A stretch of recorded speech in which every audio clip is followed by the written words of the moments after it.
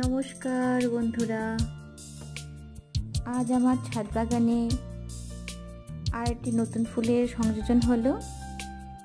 আমার ছাদ বাগানে যদি কোনো নতুন ফুল ফোটে আমি তোমাদের সাথে অবশ্যই ভিডিও শেয়ার করি। এটি হচ্ছে শ্বেত কাঞ্চন ফুল। তোমরা এই ফুলটিকে কী নামে চেনো আমাদের কমেন্টে জানিও।